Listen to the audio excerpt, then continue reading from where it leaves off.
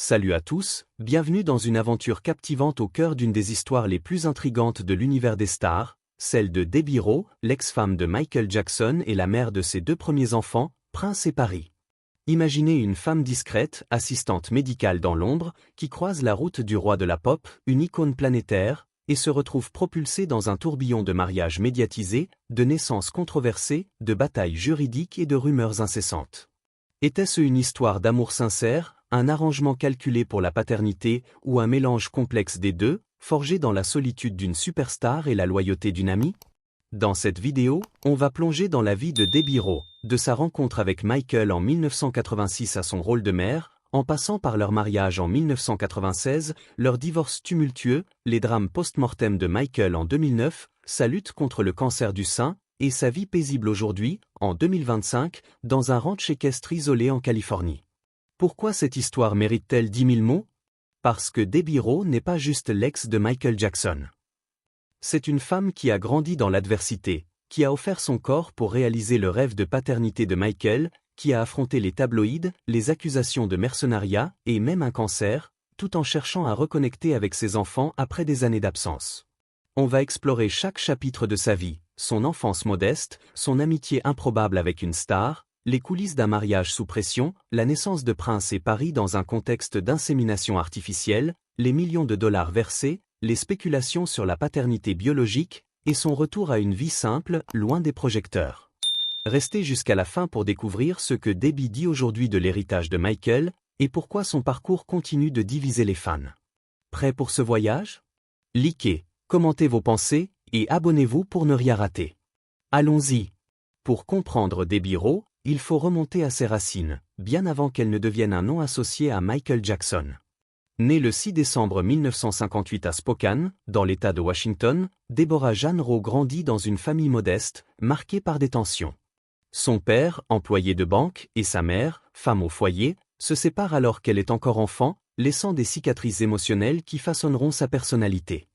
Debbie est une adolescente réservée, passionnée par les animaux, en particulier les chevaux, un amour qui deviendra son refuge plus tard.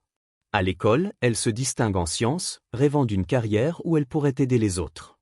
Après un diplôme en biologie, elle se forme comme assistante médicale, une voie qui reflète son besoin d'apporter du réconfort dans un monde qu'elle trouve souvent dur. Dans les années 1970, Debbie s'installe en Californie, attirée par l'idée d'un nouveau départ. Elle trouve un emploi dans un cabinet médical à Beverly Hills, un univers glamour qui contraste avec sa simplicité. En 1982, elle épouse Richard Edelman, un homme d'affaires local. Mais ce mariage est un échec. Debbie le décrira plus tard comme une prison émotionnelle, marquée par des disputes constantes et un sentiment d'isolement. Leur divorce en 1990 la libère, mais la laisse fragile, se réfugiant dans son travail et sa passion pour l'équitation. Elle passe ses week-ends à galoper dans les collines de Los Angeles, trouvant dans les chevaux une liberté qu'elle ne ressent nulle part ailleurs. C'est à cette époque qu'elle rejoint le cabinet du docteur Arnold Klein, un dermatologue réputé pour soigner les stars d'Hollywood. Ce choix marque un tournant. Debbie, avec sa blouse blanche et son attitude sans prétention, devient une figure discrète mais essentielle dans ce monde scintillant. Elle gère les dossiers, prépare les traitements, et écoute les confidences des patients stressés par leur célébrité. Mais en privé, elle lutte avec un secret douloureux, son infertilité. Des fausses couches répétées la hantent, renforçant son empathie pour ceux qui souffrent. Cette vulnérabilité la rend unique. Elle n'est pas une groupie en quête de gloire, mais une femme sincère, prête à donner sans attendre en retour. Psychologiquement, Debbie incarne le profil d'une soignante altruiste. Elle se définit par son besoin d'aider, même au détriment de ses propres désirs. Cette tendance se manifestera pleinement avec Michael Jackson, lorsqu'elle acceptera de porter ses enfants comme un acte d'amitié ultime. Ses amis de l'époque, comme Tonya Boyd, décrivent une femme fascinée par Michael, non pas pour sa célébrité, mais pour sa vulnérabilité. Si les gens le connaissaient comme moi, ils ne le trouveraient pas étrange, disait-elle souvent. À l'aube des années 80, Debbie est une femme en quête de sens, prête à entrer dans l'orbite d'une superstar sans imaginer les conséquences. En avril 1986, tout change. Michael Jackson, au sommet de sa gloire après Thriller, entre dans le cabinet du docteur Arnold Klein pour traiter son vitiligo et son lupus, deux maladies auto-immunes qui le tourmentent physiquement et émotionnellement.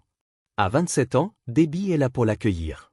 Avec ses cheveux châtains, son absence de maquillage et son professionnalisme discret, elle contraste avec le monde clinquant de Michael. Il était nerveux, comme un enfant, se rappellera-t-elle. Elle répond à ses questions sur les traitements dépigmentants, explique les effets secondaires avec patience, et l'écoute quand il partage ses peurs, la pression de la scène, le poids de la célébrité. Une connexion inattendue naît. Au fil des mois, leurs rendez-vous médicaux deviennent des moments d'échange. Michael, habitué aux flatteurs, est désarmé par la franchise de Debbie. Elle ne parle pas de ses chansons ou de son moonwalk, elle lui conseille des crèmes hydratantes et l'écoute divaguer sur son amour des animaux. Bientôt, il commence à lui envoyer des cadeaux, un gant blanc signé, un ticket de concert, une photo dédicacée. Debbie les expose dans son bureau, comme des trophées d'une amitié naissante. C'était son côté showman, dira-t-elle en riant.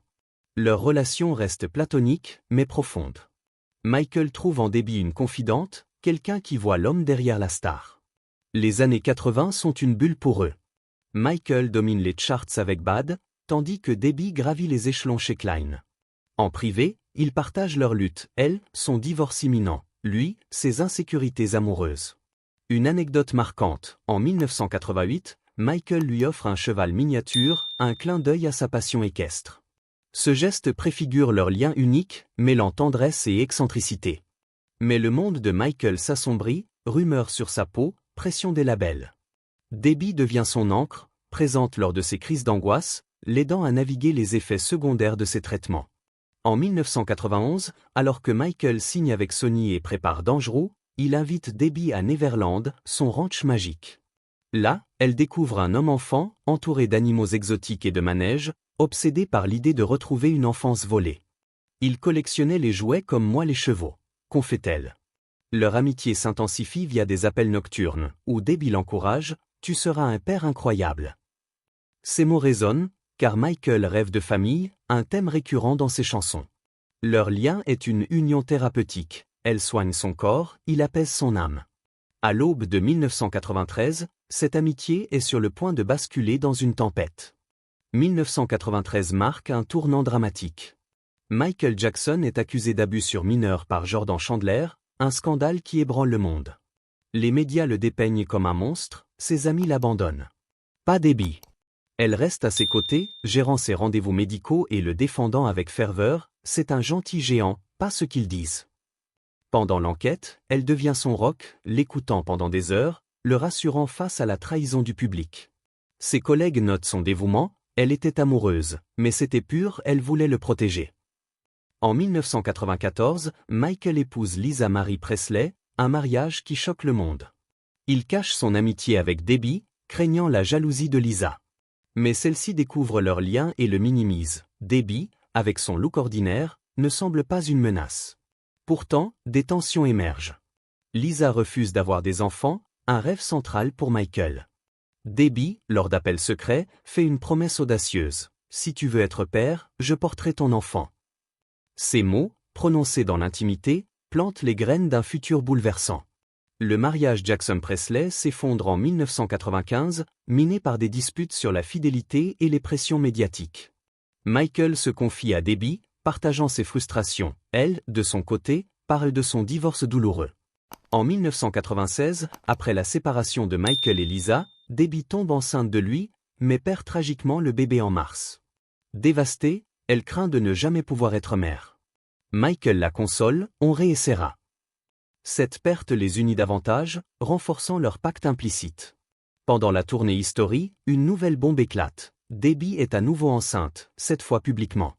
Les tabloïds s'enflamment, criant à l'arrangement financier.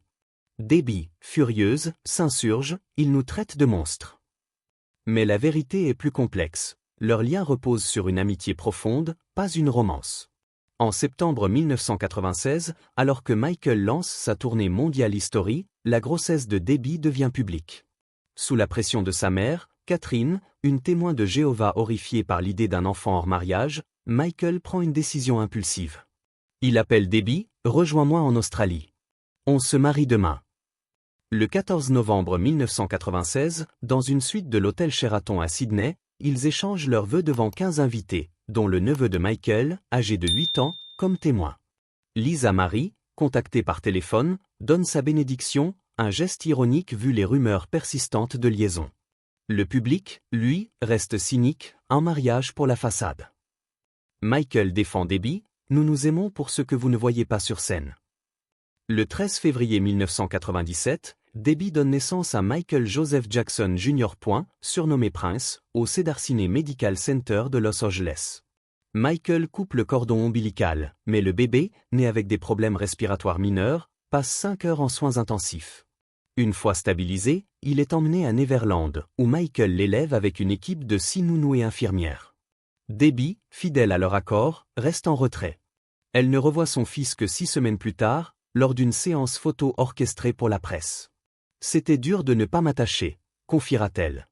Les rumeurs s'intensifient, pas de relations sexuelles, insémination artificielle. Debbie confirme, c'était technique, comme inséminer mes juments. Les documents judiciaires révéleront plus tard des paiements substantiels, une maison de 1,3 million de dollars en 1997, des versements mensuels de 1,5 million. Était-ce un deal? Michael nie, c'est faux et irresponsable. Pourtant, l'ombre de l'argent plane. Catherine, la mère de Michael, a poussé ce mariage pour éviter un scandale semblable à celui de Joe Jackson, son mari, qui avait eu une fille illégitime. En novembre 1997, Debbie annonce une deuxième grossesse. Mais les rumeurs d'une liaison entre Michael et Lisa Marie Presley refont surface. Ils sont vus ensemble à Londres, en Afrique du Sud, affichant des gestes tendres. Debbie, publiquement, nie toute jalousie, notre amitié est ce qui compte.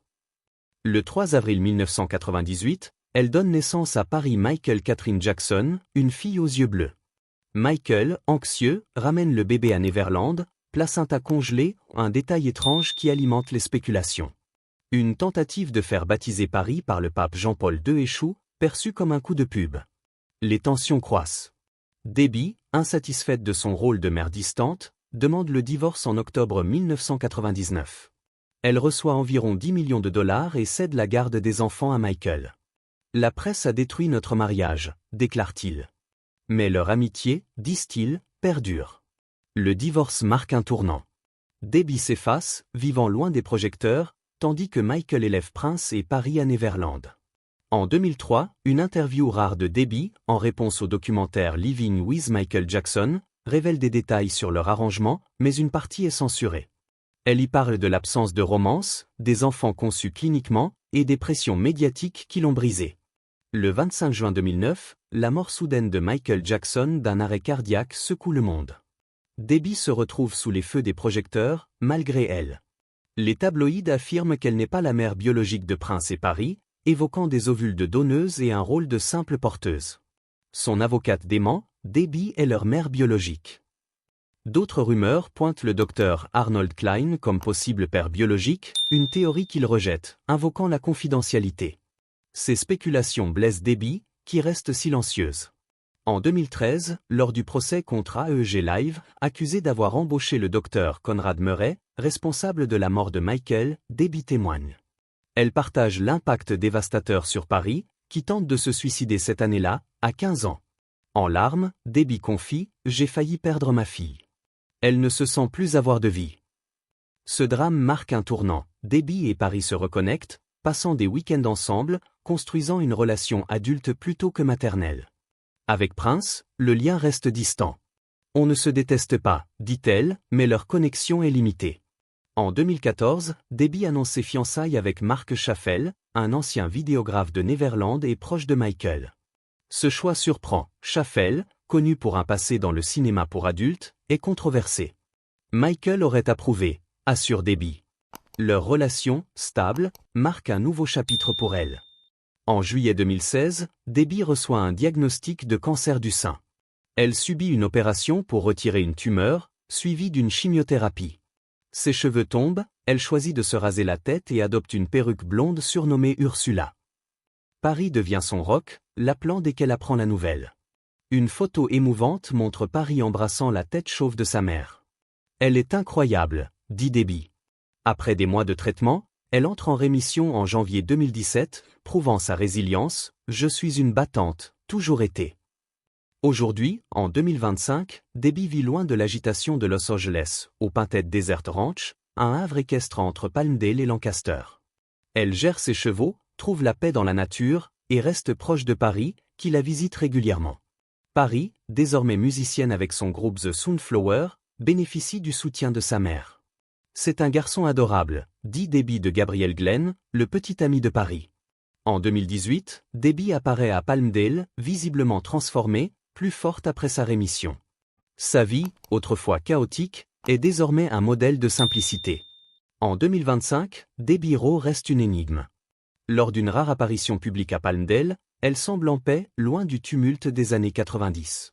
Elle gère son ranch, soutient les causes contre le cancer, et chérit sa relation avec Paris, qui prospère dans la musique. Avec Prince, les interactions sont rares, mais respectueuses. Debbie ne cherche pas la gloire, elle préfère la quiétude de ses chevaux et le soutien discret de Mark Schaffel. Son lien avec l'héritage de Michael Jackson reste complexe. Elle évoque parfois des regrets, ne pas avoir fait plus pour Michael, ne pas avoir été plus présente pour ses enfants. Mais elle insiste, Porter ses enfants étaient mon cadeau. Son parcours, marqué par la loyauté, le sacrifice et la résilience, divise toujours, héroïne pour certains, opportuniste pour d'autres. Quel voyage incroyable, de l'ombre d'un cabinet médical à la lumière d'un ranch paisible. Debbie Rowe est bien plus qu'une note de bas de page dans l'histoire de Michael Jackson. Elle est une femme qui a aimé, donné, perdu et rebondi. Que pensez-vous de son parcours? Était-elle une amie dévouée ou une figure controversée? Partagez vos théories en commentaire, likez cette vidéo et abonnez-vous pour plus d'histoires exclusives sur les coulisses des stars. À très bientôt.